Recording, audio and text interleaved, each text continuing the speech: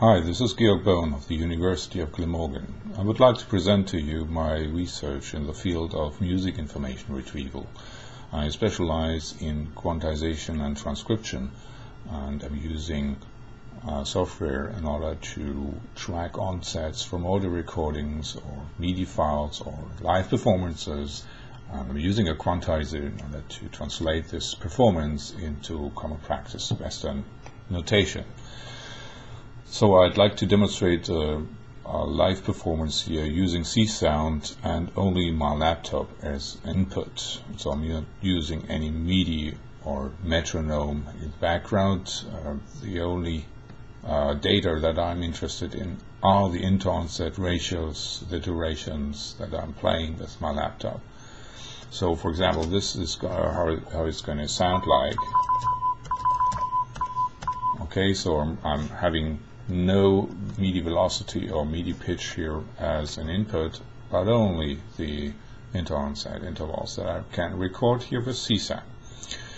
Okay, so I'm going to perform this little bolero rhythm by Ravel and use my quantizer in order to convert this into notation. So here we go.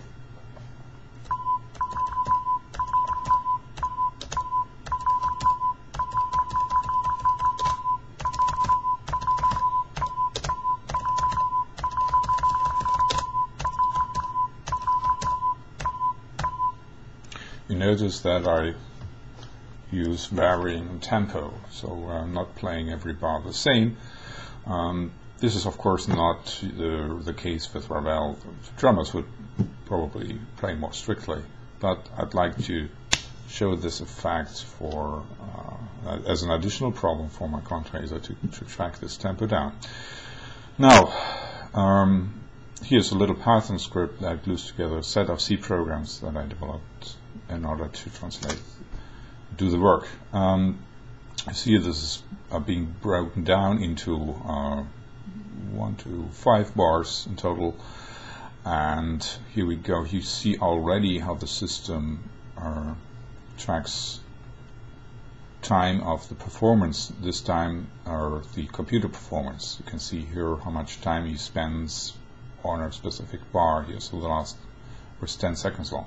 This is still heavily debug code, so this might speed up in the future, very likely to speed up in the future, but it's already promising in terms of real time. And this list of files is generated for the open source software LilyPoint that I'm using to transcribe, to display the rhythm. Of course, the transcriber is part of my software. So I'm using LilyPoint purely for notation, and there's nothing working in the background that helps to quantize the rhythm. Per bar you will be presented with up to 4 solutions.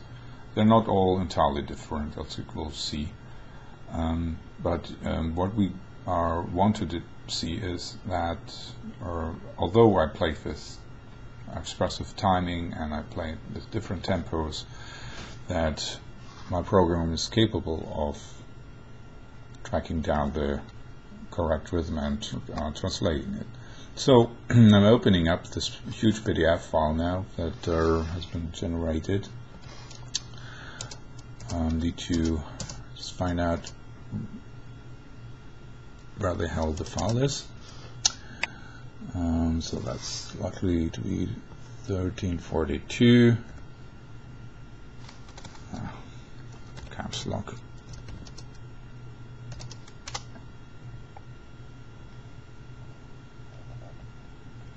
So here we go.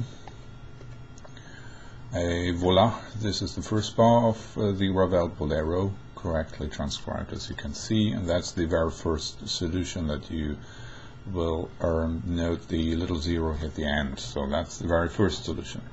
I already mentioned the computer performance. Of course, this could be sped up with multi-threading quite easily. So per bar you can launch a different thread, and see here the third solution of still the first bar. So you can see they're all identical. The second bar although I used expressive timing here, also correctly transcribed and quantized, very first solution. The third bar, that's the first solution of the third bar. You can see the triplets correctly transcribed. So I'm taking a few measurements. Oh, here you can see a difference here. Obviously, the 30-second notes have been preferred in this, what it is the third solution of the third bar. So expressive timing obviously will lead to some room of interpretation where the program will try to adapt the best possible transcription of the performance. I don't see that as a huge problem. I see that as an advantage. So users will be presented with a small set of plausible and convincing notations of their performance, so they can choose then which one they prefer. And obviously, as you can see, the program is entirely capable. This is the last bar of my performance where I really considerably slowed down. Okay, this is the end of this first demonstration.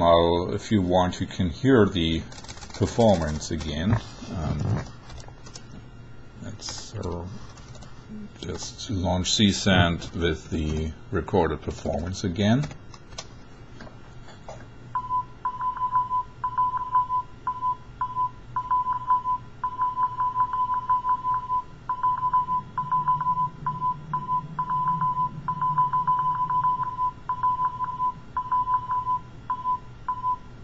So that's the performance again. Of course, this is not the way that Ravel intended this bolero to be played, so I apologize to him for that very bad performance. But here we go. The issue was, of course, to present the advantages of how the program can cope with these tempo changes and expressive timing, rubato, etc. I will publish more demo examples in the near future. So thanks for watching. This is Georg Böhm of the University of Glamorgan.